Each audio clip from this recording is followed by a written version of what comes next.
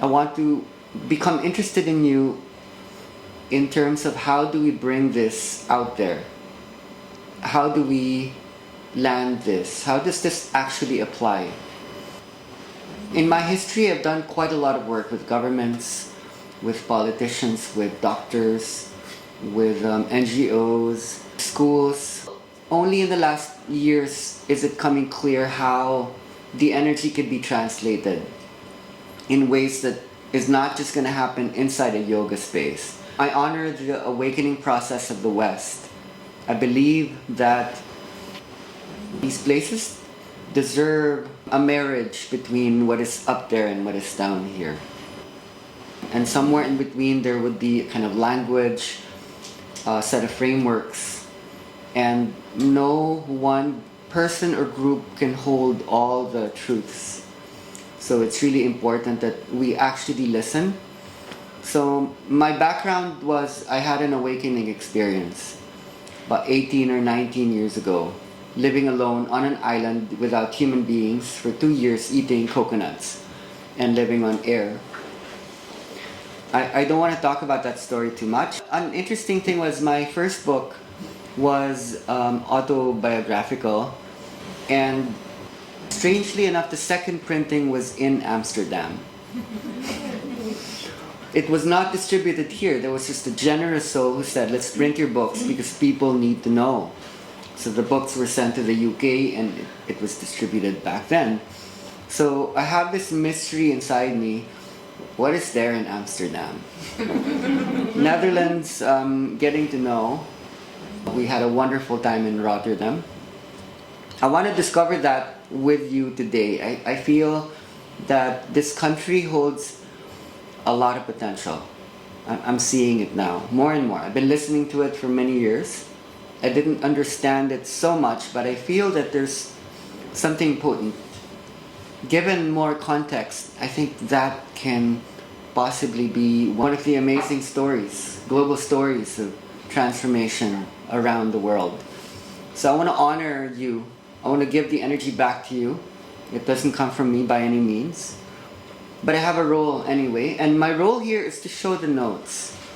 My notes are not my notes, they're the notes of the global brain, body, and mind. A lot of them came from India, from China, Singapore, Malaysia, across Europe, Australia, Egypt. So I was the one with a Gmail, absorbing all the stories of how brains, bodies, and minds were transforming in this mysterious way where no instructions were given. No one taught anyone anything. We merely reminded everyone of what was already there. And we're still trying to find descriptions and explanations for that. The spiritual process is readily available. Where I come in is the science. I'm very interested in the science of awakening. I'm really interested in the brain because of all the observations that have been there. Here's like a simple description of what this could be about. This came out in the Philippine Daily Inquirer, the biggest newspaper in the Philippines in 2009. And the most famous journalist, spiritual journalist in the Philippines, had a spontaneous experience. I just went near him. And then he went into a trance and fell from his chair to the floor. He went into a journey from his adult life back to birth. And then he was inside the womb of the mother. And then he went forward in time. He's trying to condense the experience in not so many words. But probably a lot happens when you go back to the womb and go back to present life. It's like a near-death experience where your whole life flashes before your eyes. It took me a while to realize that there were certain patterns, certain common experiences that kept happening. One of them was going back to the womb. But I don't think we understand the womb as a literal place in the mother's belly. I think it's something very different. I think it's a universe. And I think that is where we are constructing what you might call a person, a story, a life. The other experience that was very common was maybe another tangent, and that was the experience encapsulated in I became the earth. So those are two very different statements. One is going back to the origins of the earth, and one is going back to the origins of the human. One is very developmental by nature. We're interested in what did you look like before you came here into your project or into your name, and why do you not remember? Are we allowed, do we deserve to remember? So I think that's one of the things being given to us.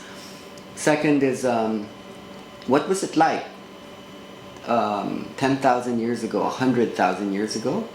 How did humans or organisms see the world? What was the common theme in both is it has something to do with time.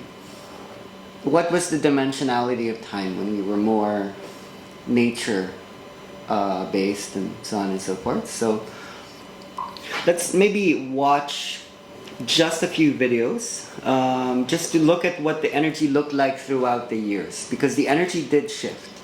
Let's just watch this, the first part of this. I'm screening it because the first person to have brought inner dance to Holland was in this video, in a training I gave in 2013.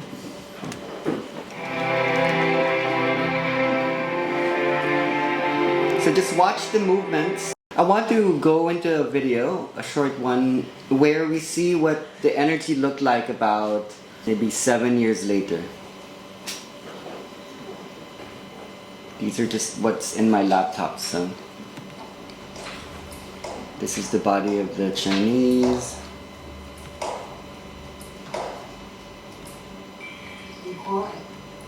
This is what Maya looks like, our eco village. And then it used to be the daily basis in Maya. This is what bodies look like. So within this tradition, we never speak to people. We never haven't. So it's just interesting to understand there's an evolution in this. One of the things that interests me is that the Asian bodies, their bodies were moving all the time. They were exploding, they were emotional, they were crying. And then when the Westerners would come, they would just be there like rocks, and then but they would see colors, and then they would be journeying. But at some point in time, we don't know why the Asian body stopped moving, and then they started to see the colors. And a lot of you know what the Western bodies look like now. We're becoming each other, so we need to review each other's notes. That alone is quite a big research project. This is what I want to talk about with you today. I want to talk about the work. I want to talk about how this lands in schools, jails, addiction programs, governments, corporations, and especially hospitals. But we need to start with this because this is where it began. Our notes came from the spiritual awakening. And they're very important notes. We can't bypass those notes because we found out so much about the human body through the spiritual awakening. The spiritual awakening taught us one basic thing, and that unraveled as a science later. It's very simple. Something goes up and something goes down. You don't need to be trained to understand that something needs to go down, something needs to fall, something needs to die for something to birth. And when you're able to hold both of these at the same time, you know, one hand might hold like a sword, the other one like a flower. When you have the ability to allow the ego to fall away, something else takes over, and that's happening in the body. So something about the mind needs to drop. Something about the mind needs to relax and almost collapse at certain points, almost like in a moment of shock. And then something needs to arise. And when you're holding just one, it seldom works. If you just allow something to fall, then the person falls asleep. Something needs to be activated. And normally what we do is Trust allows for that thing to fall, and then we are learning trigger mechanisms that wake up something in the energy inside, that is something in the nervous system. I'm not going to go too much into detail about this because otherwise it would take up a lot of space to go into explanatory length as to why it's happening in the peripheral nervous system. But to generalize things, it has something to do with the autonomic nervous system. This we learned early, that we're able to activate the sympathetic and the parasympathetic nervous system at the same time. And we realized just how rare that actually is. So all the techniques that we use when it comes to music, sound, vibration, touch, words that bring context, even the image that appears, it has something to do with holding what is up and what is down. You can study the body either when things are in stasis, in static, meaning it's not changing. And what would the body look like when it's in transformation? Especially when the transformation is happening very fast. Those are two very, very different mappings of what the heart looks like, the cardiovascular system, the neurological system, the respiratory system, the breath. Evolution and involution was what was going up and down. So let's look at this interesting concept. The Spiritual Doorway of the Brain was a book written by Dr. Kevin Nelson. He's an American neuroscientist, and I think it was only in his work that I found a mapping where the co-activation of the sympathetic and parasympathetic would go into or bring someone into expanded time perception that's beyond the normal. And he discovered that through the near-death experience. He studied people who died and came back, and he looked at the patterns. A lot of people don't go through what's called the life review, where you see your whole life flash before your very eyes. So he realized that it's those people who are, let's say you're about to die, you're super scared, you're in a death denial function, and at the same time you're like, okay, I can't do anything right now, I give up, I surrender. As soon as that happens, a lot of the hormones, the neurotransmitters, the enzymes that are responsible for making something go up and something go down, it does something to the brain where you explode into a place where no time exists. Because how are you able to look at a whole life in 1 second? So when you look at the experiences, it really does seem to have something to do with time. Just like that sharing by Jaime Licauco that I shared, you can actually expand time, you can manipulate time. And the work that we're doing is about that. I think if you can change time, you can change everything. I feel the biggest trauma people have is they believe there's not enough time and you need to hurry. What if time wasn't on the clock? What if time was a vibration? And what if you were to access that? Everything would change. And I think that's the greatest gift. We lost time.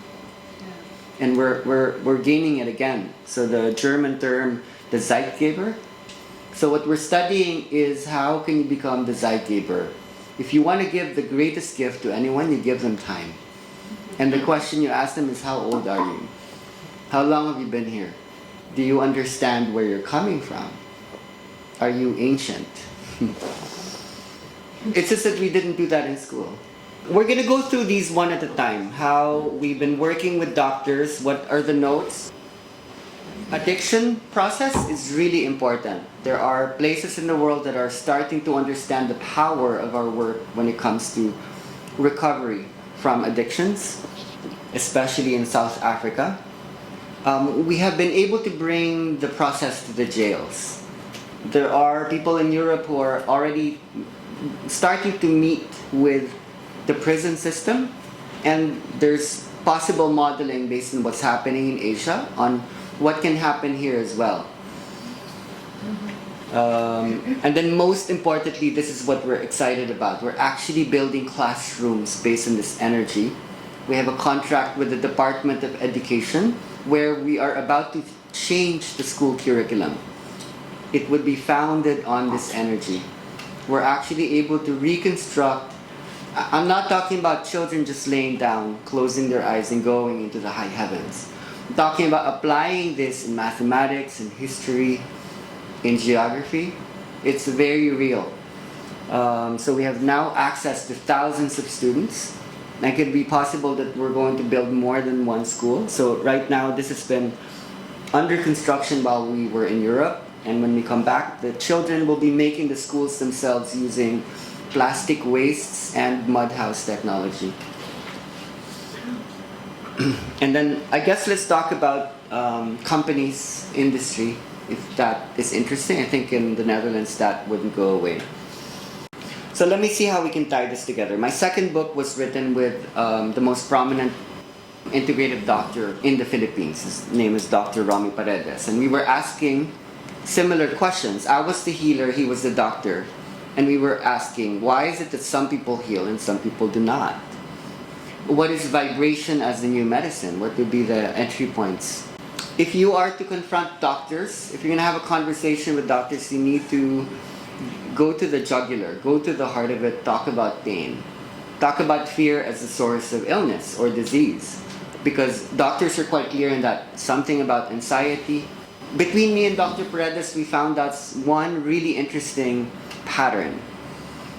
How do you know if someone's gonna die, and someone's not gonna die and it's going to heal? It's very simple. It was such a simple formula. You were like, oh, it's so simple. The moment you are not afraid of dying, that is the moment you won't. But when you're scared of death, you're triggering the sympathetic nervous system. You're sending out, like, your body's in an internal acidic environment. Your heart's palpitating. You're sending out stress hormones. So one of our entry points would be, how do we help doctors allow patients to confront fear in the patients? How do you do that? So here's a very, very simple model by Robert Letham. As soon as you experience the accident or experience the injury, there's the experience of pain, and you either go into this pathway where the more afraid you are, the less chances you will use that part of your body that feels the pain, and then all the more it becomes painful. And unless you go into this pathway of no fear, where a possible observation can come about, there won't be a chance for recovery. We've had many conversations regarding the sympathetic and the parasympathetic nervous system simultaneous co-activations. You know, like a lot of you'd probably be familiar with the body going like this. And then you have that.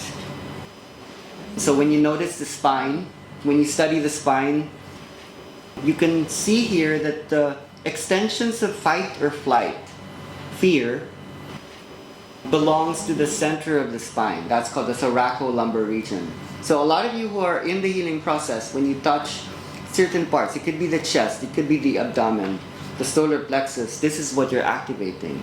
You're activating fear and excitement. That's called the thoracolumbar region, and it extends from T1 to L2. The parasympathetic nervous system, do you notice the difference now? It extends at the cranium or the top of the spine and in the lower region of the spine. Craniosacral regions. So there's actually a system that when co-activated makes the person do this. This is not a Kundalini awakening, this is epilepsy. Going through the tonic and clonic phases. Epilepsy and the Kundalini rising are the same because epilepsy is about releasing trapped electricity. When there are surges of electricity that spreads throughout the cortex and the subcortical regions, you're sending a lot of electricity through the nerve tracts. So notice that there are two brains. There's the left and the right hemisphere. And they're joined by these nerve tracts, bundles of axons. And so when you send a lot of electricity here, then there would be a synchronization of neural oscillations. A lot of you know that as brain waves. It could be delta, theta, alpha, beta, gamma. The highest would especially be gamma. High oscillating frequencies would be beyond gamma. And when you expose people to certain conditions, this becomes enervated. It lights up. There are other parts of the the brain that have nerve tracts that start to interconnect. If any of you are interested in the brain, it does pay to start understanding the anatomy. Simply looking at, is there emotion? Is there sensation? Is there motor functions or movement? Is there visions happening? Then you might be able to tell if the epilepsy is spreading in the occipital, the parietal, the frontal lobe, or the temporal lobe. So you become some kind of spiritual surgeon. Just by watching the body, you can actually tell. And if you know some of the mechanisms that activate, you can influence what parts need work. Let's say, okay, the body's moving too much. I want it to come into a meaning-making process where visions are very important, because that's where meanings are constructed. So how can I bring this person into... We're realizing that there's a brain map that correlates with the neural oscillations. That there are certain brain waves that are especially dominant in certain regions. And then when you're able to simultaneously activate the regions, this is the brain, right? Okay, the top would be the parietal, this would be the frontal lobe. A lot of the motor functions are happening here in the front. This is about more sensations, visions happen at the back, and emotion, sound, memory, smell happens here. So what we learned later on is when the body begins to move, that is just the first stage. A lot of the deepest experiences actually happen when the body stops moving. So when the body's moving, a lot of the activations are happening in the frontal lobe, where the primary and secondary motor cortex is located, and it blocks the visions. It blocks the meaning-making process. And the danger there, it actually builds up the addiction pathways. The dopamine rush that people get is severely activated because a lot of dopamine is controlled from that region. After, facilitators aren't so excited anymore about like plinking people's bodies and seeing how much it's going to explode and light up. If you are going to deal with patients and children, the slower oscillations are really important. So when people stop moving, what happens is, this is their sharing. They say, I went into another dimension. I wasn't here anymore. So don't give in to a lot of the insights people have had that when the body is not moving, you're blocked. We've heard this over and over again. People repeating the same mantra. Your body should be moving. That means that the activation is only happening in the frontal lobe and a little bit in the temporal lobe. When the body isn't moving, it means electricity had spread throughout the whole brain. And you know what the consequences of that is? Genius, brilliance, intelligence. Which is a word that's not often talked about because a lot of the frameworks are neo-Buddhist. You have to stop thinking, don't ask questions, stop thinking. In later stages, we can really bring actual learning experiences here. So parents, teachers, principals, they will ask these questions. Going back to the tracts, here's one very interesting observation. When you send out a lot of electricity through the corpus callosum, the nerve tracts in the middle of the left and right hemisphere, a lot of the energy starts to spill over into a very, very special part of the brain. And I'm going to bring in Amsterdam as a special topic today to honor Amsterdam. It's this part right here. It's called the Broca's area. Okay, so a lot of people who observe this thing called light language. It's not just that. There are a lot of people who, over the years, we've noticed after a deep experience, they can't talk. Medically, the term for that is aphasia. They try to talk, say, oh, okay, I can't talk. I can't seem to limit the universe into a word. I can't just name something because it's so big. So there's a part of the brain that's responsible for language production. It's called the Broca's area.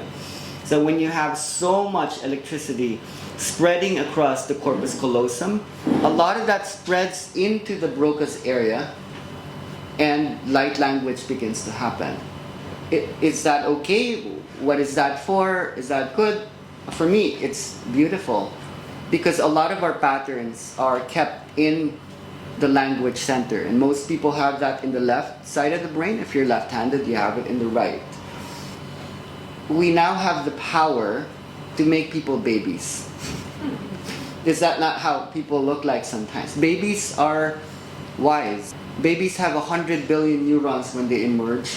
Adults only have 50 billion. So the older you got. To become a baby means to start over again. Let them be babies, and that's what electricity does. When electricity spreads throughout the brain, a lot of the patterns are wiped out. So automatically there's this thing people call the death of the ego. There are other functional parts of the brain that erases language. Here's another one.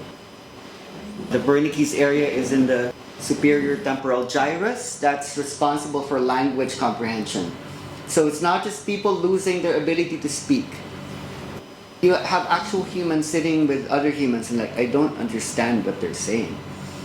It's because you're not living in linear time, and language happens one word at a time. So when you increase your sensitivity, when you're increasing that brain state, when you're sending out so much electricity across all the regions, you're hyper-processing. You become like an autistic.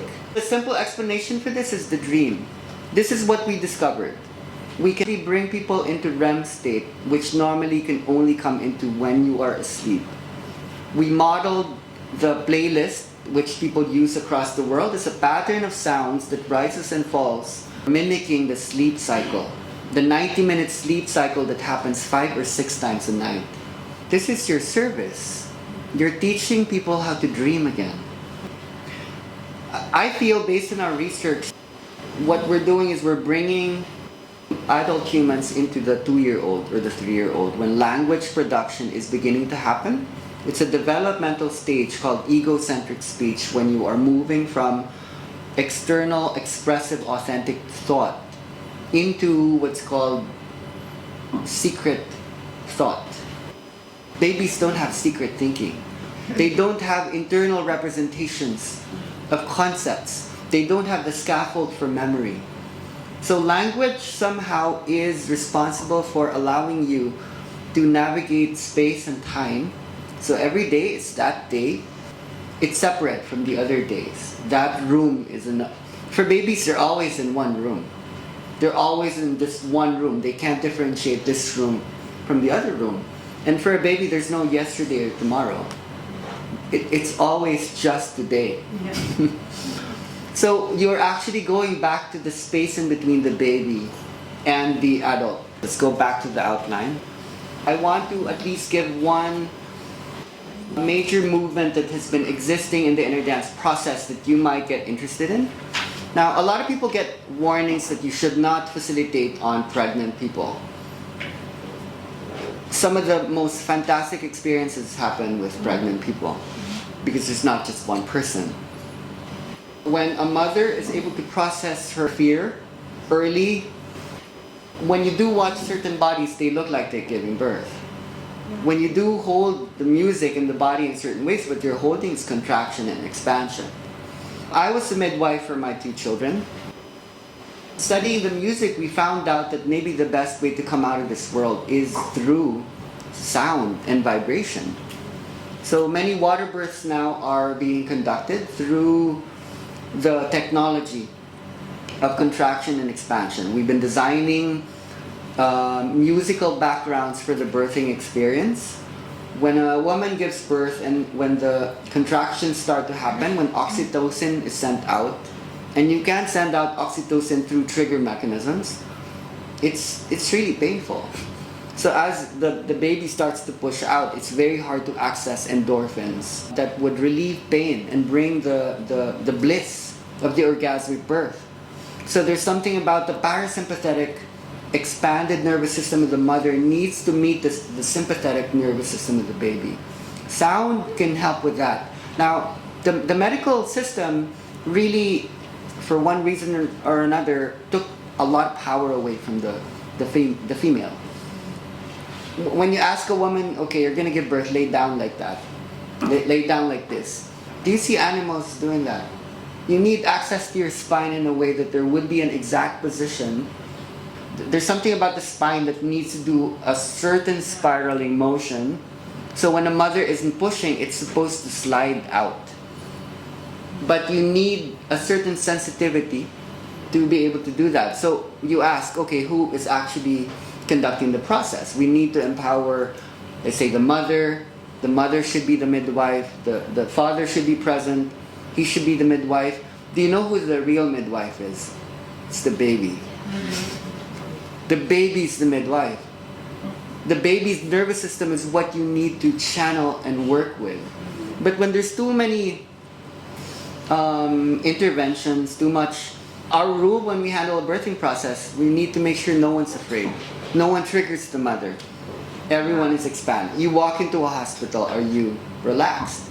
There are all these trigger mechanisms that really just make the mother go straight into the sympathetic nervous system. I want to show you the video of the birth of my child. And many births have taken place that's similar to this, where there was virtually no pain involved. This is my ex-partner. So the sound was just happening in the background and we were leaving her alone.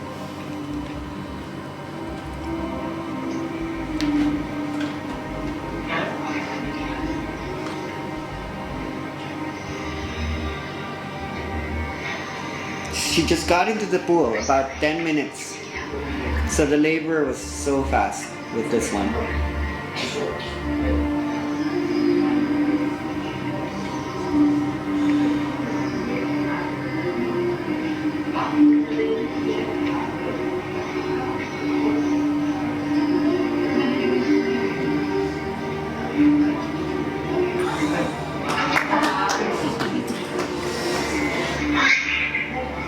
It makes upside down everything we know about the process.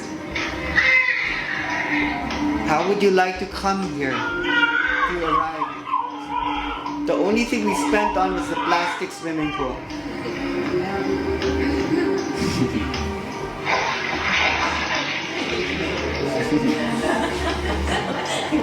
This is my daughter. She's very cute. This is the first lotus birth. For those who don't know what a lotus birth is, it's in the Philippines there was this understanding that the placenta is a spiritual twin.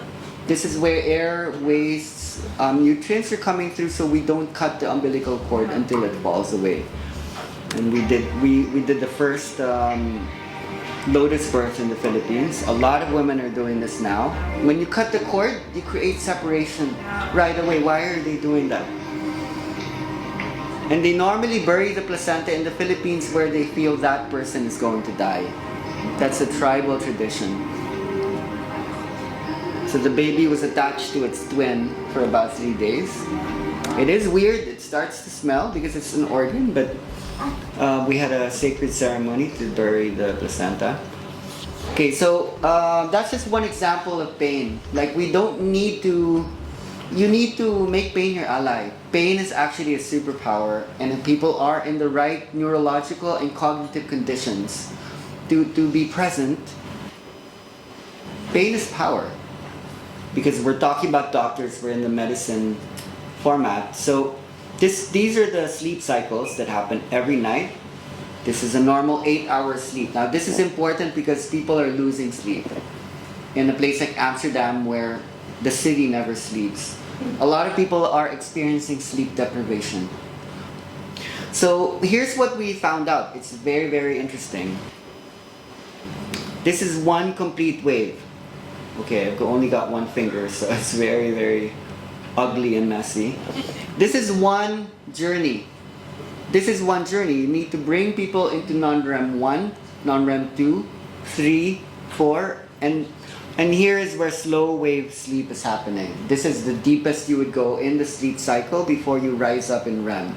So there are certain useful things in this particular picture. Notice that REM happens very late at night.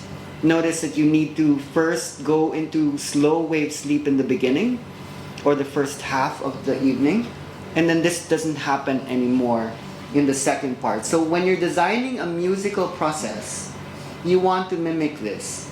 You want to understand that people need to drop down before they rise up into the dream space.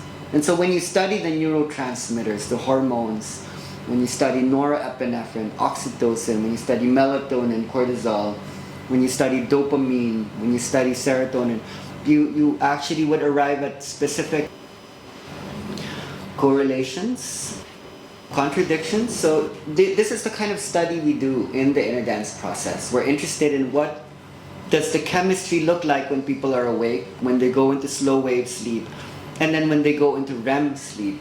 Because you are not exactly sleeping, you need to borrow certain chemistries here and then mimic enough of that. So this is oversimplified. There are certain transitions and shifts like here, but this is just to give you an example of how we are studying with doctors ways in which we can bring people to what you call there. It took us many years to get to that point. So right now, we're practicing something very interesting, very strange, something that will surprise a lot of you. So understand that we were able to bring people into the dream state while they're awake. And then we were getting many requests from people who had, let's say, access to children, had many emotional and physiological problems. We thought, what's gonna happen if we gave that person the journey while they were sleeping? So we took what was called a playlist. We stretched it out from 90 minutes to 2 hours to 3 hours, and then we asked the child, the mother, to play it while they were sleeping. The results were twice more effective. This is going to change things. Because a lot of you are busy anyway. You're always working. You don't have time. Why can't you do the work while you're sleeping? Why can't you journey to the universe while you're sleeping? So the effect of it is this. It seemed to be able to bring the REM state a lot earlier in after sleep onset, and it was making the REM state longer earlier so that people didn't need to sleep as much anymore. I know you love sleep. I kind of like sleep, but I think sleep is really boring. I think there's so much we want to do. One of the names for the dream state or REM sleep is paradoxical sleep, because when you do study the brain while you're dreaming, it looks like you're awake. Do you see why you're sleeping? It's to wake something up. And that's a brain state. So if you can achieve that in the healing process, a lot of you have been through many processes where you weren't sleeping as much. For me, this is a huge project because when I lived on the island alone on a coconut diet, I was not sleeping. I was sleeping maybe 5 hours a week. So I understood this correlation where we're sleeping too much because we're eating too much. Yes. Sleep it's an extension of the digestive process. And we're eating too much because we're thinking too much. When you're thinking too much, you send out gastrointestinal acid into the duodenum. Otherwise, you'll get an ulcer. And you're thinking too much because you're surrounded by people. Social as you are. I lived alone for 2 years. Sounds really boring, but my gosh, when no one tells you what to do, you can just be your natural self. Can you imagine? At least I think everyone should do it. Doesn't need to be 2 years. Get away from your wife, your husband, your kids. Leave me alone. Don't talk to me. Something's gonna happen to your brain. We go back into the natural person. Your circadian rhythms goes back into nature. So a lot of people are talking about initiation, Shaktipats, and transmissions. For me, Mother Earth is the one initiating us. And she's telling us, go back to your origins. Go back to the source of what you look like when you were one with the ecosystem. This should be interesting. We don't have all the findings on what we call the sleep playlists. We will share them with you after today. This is like an old presentation that we built for Helsinki in a festival. And I was trying to talk to people about where I was born, which is in Manila, the 4th largest urban area in the world. General Metro Manila area has 24 million people. That's one city. That's a monster of a city. And so if you're wondering what am I bringing to you that's coming from this energy, the Philippines. The Philippines experiences the most natural disasters than any other country in the world any given year. So what I bring you is chaos. And sometimes when you hold chaos, you actually see the most order. The chaos helps to organize. So there's a part of the earth that comes from this, through this energy, that holds the feminine, the unpredictable, the like the thing that happens every month. That's, we don't talk to you.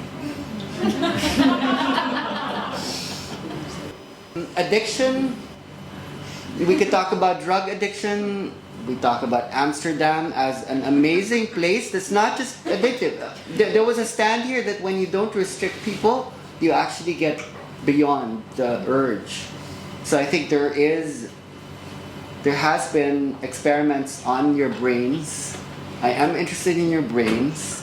I am interested in the transcendence that's there because it's liberated.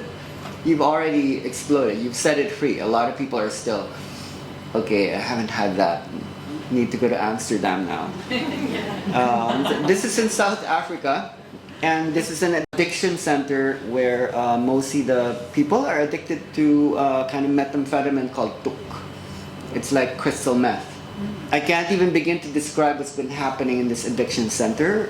We've been tracking what's been happening in other addiction centers in the world. Now, if you are a holder of this energy, you're an expert in addiction. Because when you expose people to certain musics and certain body position, that's called proprioception, the first thing that you will trigger would be the dopamine system, the dopaminergic pathway. It's about wanting, it's about needing. Like, let's look at one of the interesting antagonists of dopamine. So when you look at dopamine, it's addictive, it's short term, it's felt in the lower body. It inspires greed. You experience it alone, and then it's never enough. And so serotonin, here's what's interesting, when you're experiencing too much dopamine, serotonin levels will go down. Serotonin is not addictive, you feel it above the neck. The changes are long term. It inspires generosity, and then the brain says, I'm okay right now. I'm good. I'm happy. And too little leads to depression. So when you notice people going again and again and again and again and again and again and again, that's a dopamine hit. I don't want us to be afraid of the healing process. There are ways of designing the journey, especially through music, that can release serotonin, that can release GABA, which is the inhibition chemical that balances the glutamate area. So here's just a short note on dopamine. Dopamine inhibits happiness, as we can see here. Dopamine will also inhibit learning.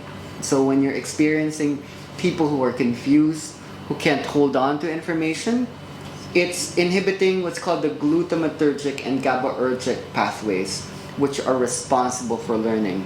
So when you're designing music that's very high, you need to create mechanisms that also holds the low, sometimes for a longer period.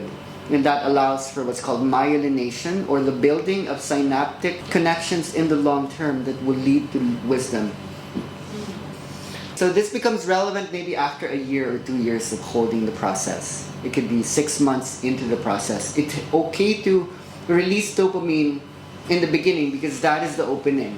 Dopamine isn't a bad thing. It's responsible for attention, memory, motor functions, and emotion. It helps you to feel good. It helps you to pay attention. So when you do take away the dopamine, people get ADHD. The only problem is when it's too much, it becomes a cycle, a vicious cycle. Okay, so we need to think about this as facilitators or holders of this energy.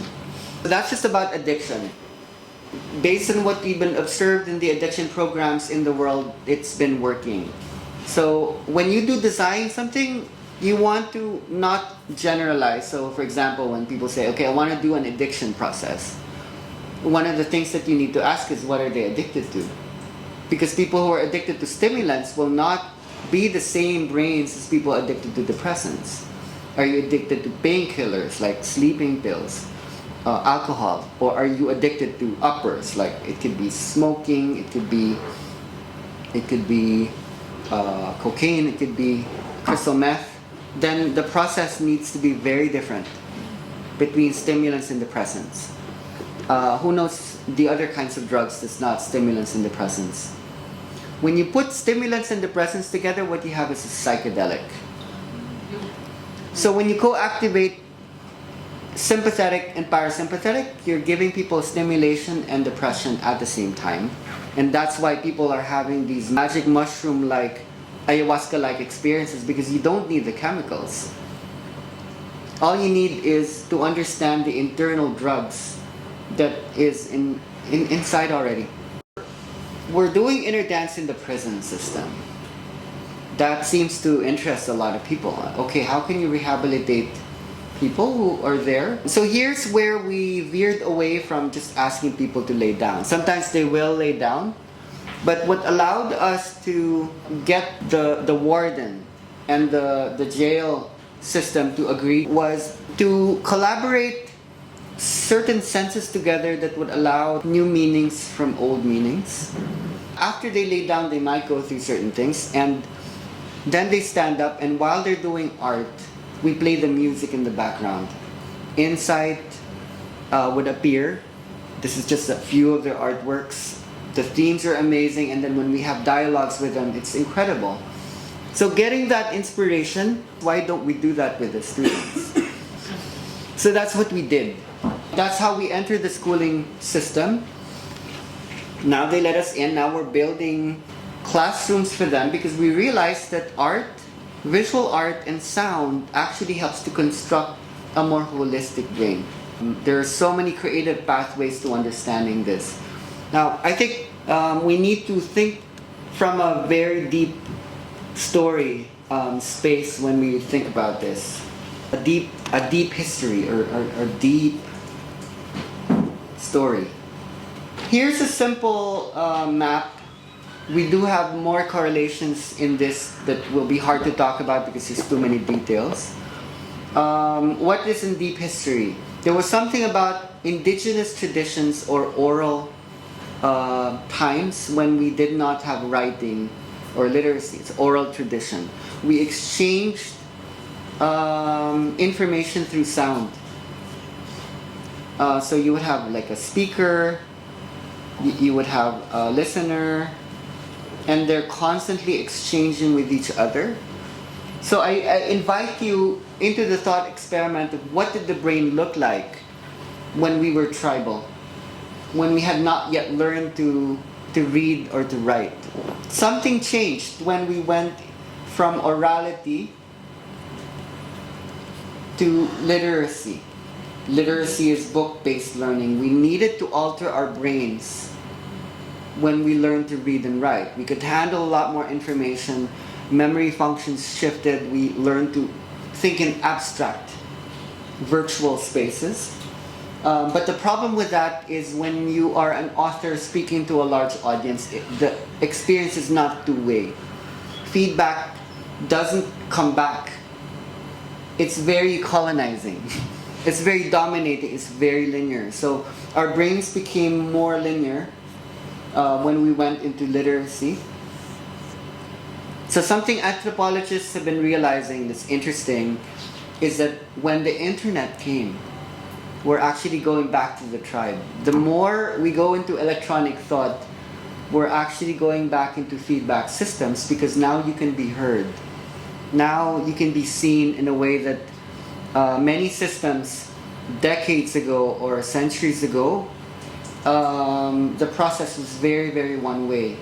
So the difference here is this. I've always been wondering, what is at the heart of the earth? Sounds really poetic, but if you take this literally, the heart is the middle. So what's the middle of what's in the middle of the word earth? It's EAR. What's at the heart of the earth? It's ART. So in terms of orality and literacy, we used to listen, we used to communicate through sound, and then we shifted into the image. When we went into the literacy part of us, we became image-based. We lost the sound. The auditory cortex was less stimulated, especially when we invented artificial lighting. 300 years ago, you were supposed to be sleeping. Now, you're pushing away the darkness, looking at things too much. And we lost the ear. We closed the ear and we opened the eyes. So, could you surmise what might be happening if you ask people, okay, close that and open this? You would bring people back to the ancient brain. So what we're doing is we're mending the disconnect between the auditory and visual cortex, which is joined by certain association areas in the brain, the posterior association areas, the superior temporal gyrus. To go back to this, there are these nerve tracts to connect the listening part, the seeing part, the speaking part. So what's happening to children now, especially the ones who are addicted to technology, their brains are broken. They're too visual. So there's a reason why we're asking the kids to lay down into the sound. Think of translation. How is it that people are laying down and then as sound enters them, the images appear? The colors come out. I was born on July 7, 1976. If you write it down, 7776. I was interested in how was the 7 colors of the rainbow connected to the 7 notes of the scale? Is there some kind of grid or a matrix that allows you to build the architecture in relation to sound, image, time, and space? So if you want to rebuild brains, you need to look at what is needing more stimulation. Taking everything we've learned about the journey over the years, we exposed students to the sound. We didn't even tell them what was going to happen.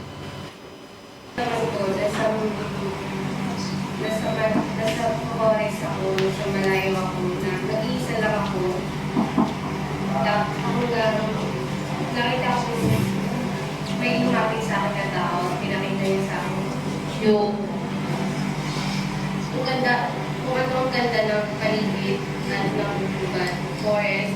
Pinakita niya sa akin yung paano nagsasayahan yung mga tao sa gitna ng kagubatan. Akin naman naramdaman ko ay simula sa paghiga ko, yung parang nalilito natin sa paa. Tapos, naramdaman ko yun sa dagat. Parang nakahiga ako sa balsa nasa tabi ko yung ilog na yung mga nagdadalit. Yung mga sakit parang binubukat ng ako. There was rain coming from the roof. Nagagaanan ako sa sarili ko habang humiga. Galing. Ikaw, ano yung naramdaman? Facilitator. Para sa nararamdaman. Magkano na relax mo sa iyo. Yeah. Yung pagkahiga ko, di ba parang kanina sa unang sa kanarin ko. Tapos paghiga ko, biglang gumaan. Pagpikit ko, biglang parang may nakita ko yung sarili ko nasa stage, holding a microphone. Then, parang nakapikit ako, nakapatay lahat ng ilaw doon. Tapos maraming tao, nakikita mo lang yung shadow nila, yung parang mga Then, nakita ko yun, parang nakabato sa akin yung spotlight. At may spotlight pa sa, sa harap. Pagabi, my mother that died 10 years ago. Smiling. Then, parang, ang overwhelming niya sa akin, parang hindi ko naman describe kung ano yun.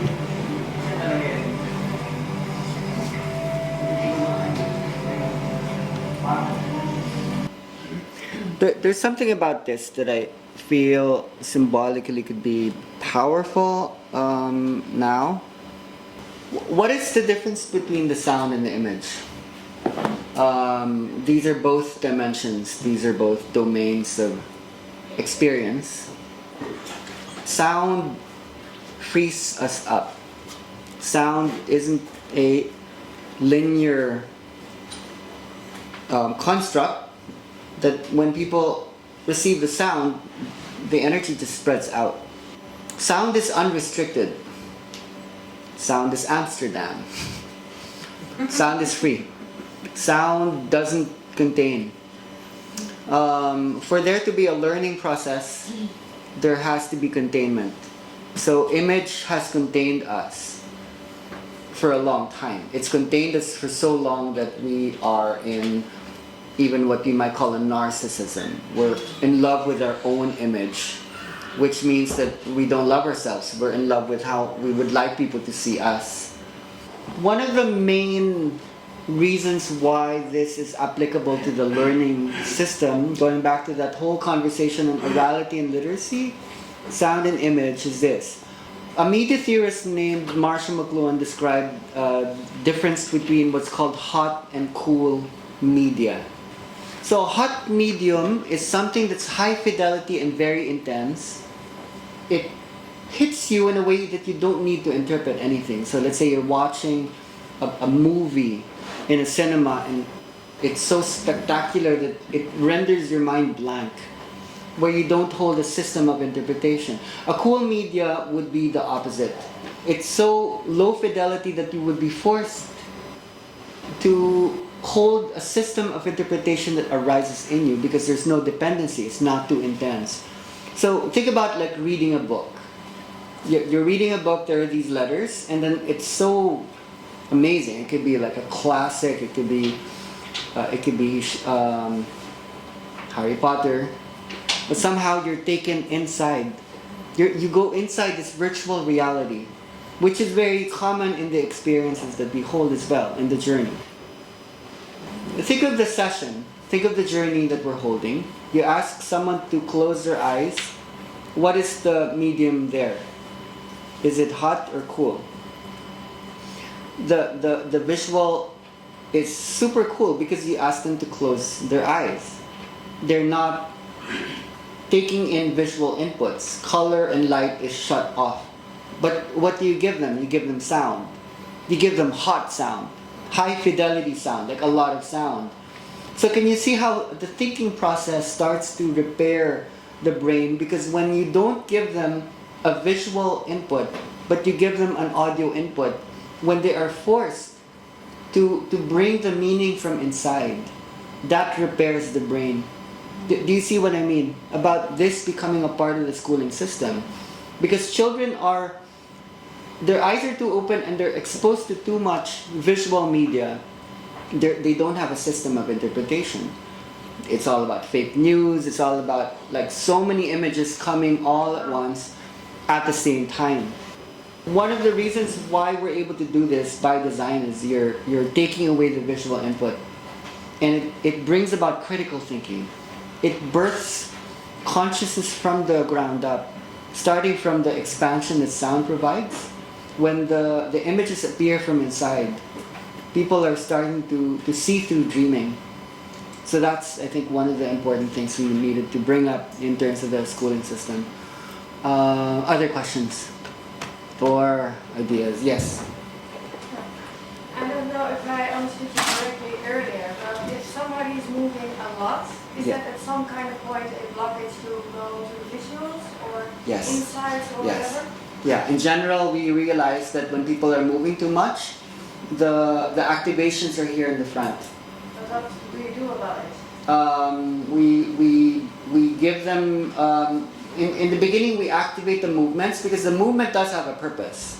It has something to do with the mirror neuron system and allowing people to break into the REM state while awake based on some neurotransmitter activity. And then we take away the sounds that would keep them moving. Okay, so lower beats and... Yeah, it's about rhythm. Rhythm organizes time. When you change the rhythm, they go to another dimension. And usually a fast shift, because of the contrast, would activate the dopamine system, explode in the base of ganglia, and the next thing you know, if they're looking at something scary, emotional, suddenly they're looking at something cosmic or dreamy. So normally when you drop the music from something really fast, that's the most transformative. Because when you drop someone into another dimension after enough activation, you give them something constant. Normally when you drop it, this is something we learned very, very early on. And it has something to do with the rerouting of dopamine from the nucleus accumbens, the amygdala, the prefrontal cortex, and like emotion, memory, motor functions, and movement. So when you drop it, you build it up and then you drop. Yeah. Learn to drop. A lot of you are discovering this through intuition. That's actually when the change happens. But a lot of excited people, no, I need to keep building it up. Explode more. More. No, more. It's good, no? For the video. It looks good in the video, but it also validates the space holder thinking, oh, I'm doing a lot right now. I am an amazing healer, because every time I keep making them explode, all the more I'm powerful. That's a category mistake. Yes? Yeah, I'm not a DJ, so I'm wondering how can we create this kind of music? Like you already mentioned that you will share playlists, so that's great. Yeah, that's one. That. And yeah, is that what you advise, like to use the inner dance playlist, or would you advise to create music yourself? Because you can imagine then you can adapt it to your clients more easily. You don't need to be a DJ. Okay, that's great. I'm not a DJ and I have no ambition. I just practice few basic tools first to use to be able to intuitively listen what's happening in the room and create the sound. Or if there's one-on-one session, I might like facilitate, and then at the same time I see something happen, I change the sound. But there's few very simple tools and things we go also through the trainings when you want to really go into it. But yeah, because what I notice now is that sometimes I have the feeling, oh, I should change the music. Yes, but exactly. I don't want to be on my phone, you know, because then I have the feeling I'm not, connected with my client. When you know how to hold the music, you don't have to touch people. Because when you're trying to hold 20 or 30 people at the same time, hold the vibration, not the body. So I'll show you guys one of the most common tools that's being used in the inner dance process globally. So this is basically called the noise app. So we're not actually just using music. A space holder who knows about entrainment would realize that the sound matters and the layering matters, so you need something that has a library. So this is just one of the apps on my phone. I can open a sound and then say, I can just keep adding.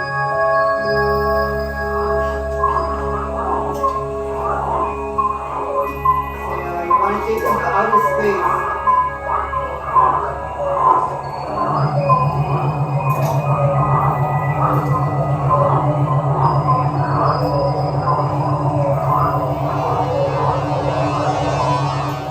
That's what facilitators are using now. That's called My Noise. It's mynoise.net.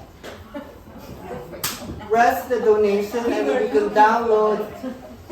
We feel that the man who probably made this didn't realize, but he made this for us. Here's like another tool we can show you. Just a simple DJ app could be so useful, because if you do know that rhythm organizes time, then let's say, why could you not control the heartbeat of the room? And you want it to slow down? But this applies to almost any music that has a rhythm. Because you understand entrainment, you can touch people's hearts without touching them. What is the name of this app? DJ Pro. no, so for, This is already it's not, It's you have not to advanced. just add, the song comes there and there's a volume, and that's good for me because I'm not a tech person. But this can free you up in a way where, how I used to use it, I put a ready playlist in the DJ app. So I have one playlist on the background. So I know, okay, this is a ready-made inner dance playlist, so I kind of know, it's good to test it to your own body. So now when we share the playlist with you, not all of them might not resonate. There's many and different times soundscapes. So then if you use it with your sessions, maybe listen to yourself first. Okay, this is good. So I'll put this in the background. Then if you have the noise app and you have the playlist going on, and anyway, and when you put the person to lay down, they trust you and their nervous system activates. Step one, you would have one playlist on the bottom, and then you can add even sound to a song. So if I used to start in Finland, like, okay, I want to put a Finnish folklore song. So I can add some songs or layers or noise, like forest sounds also here. But then what you can use is the DJ app and the noise app parallel from your phone. Yeah. And then you can have the playlist, but then when you feel like, okay, no, now I want something more layers, we call them layers when we playlist many sounds, it also takes you off from the linear side of your brain, because it's so noisy and annoying. I got so triggered every time the noise comes, but it actually helps to connect the brains and go more into the non-linear, the intuitive side. So then I would feel like, okay, now I want to have something else, the water sounds or heartbeat, so I would put it from the noise app, and then I can DJ. But then if I want to go, and I'm come from bodywork world, so I love to facilitate. It's my language to touch and be supportive or in a dialogue with the body. So then I can also free myself up, let the playlist going on, and then I can work with the bodies. But you also can just be with the DJ, and you don't need to touch, and the thing is still happening, because it's not about me doing anything in the room. So, but it's a really like fun practice, and because it's many layers of sounds or noises, even you mock it up, something weird happens, the sound you don't know happens, it doesn't matter, no one will notice anything. So that's why you don't need to be a DJ, you can just play around like a child. The best thing, this is not so serious. It actually can be like a laboratory of You let the energy speak. Yeah. Give it a tool. One of the big reasons why we're doing this is if you're using Spotify and it's always the same songs and it's always the same speed, that's dopamine. If you're still using the same songs but you can change the rhythm, then you're giving it a chance that the other neurotransmitters, especially GABA, can come up. And when I for 4 years I did the old inner dance playlist instead, when I just use songs like slow, then you a little bit go higher, then you come down and you start. And 4 years it was kind of, I started to see people are just coming and having the same experience over again. Then when the playlisting style change and it's evolving and all of us can evolve and change and see what's our language, you will get the feedback. So the experiences and how people were sharing totally changed. And there was more sustainable processes, more insights, like, oh, okay, I actually now get it. And then before there was a lot of experience seeking. People just wanted the high spiritual, whoa, I can cry again. This is the only moment I come to this workshop and I can release my, craziness or laughter or anger or... But then it in some point it didn't go anywhere. It's not black and white, but still there's something with the sound, how we can see, and then just listening to the feedback from the people, like what's the changes and what is your even style. in Maya, we can sustain as much as 3 hours or longer. When it's not repetitive and it's not just songs that are pre-made, you can sustain the process for a long time.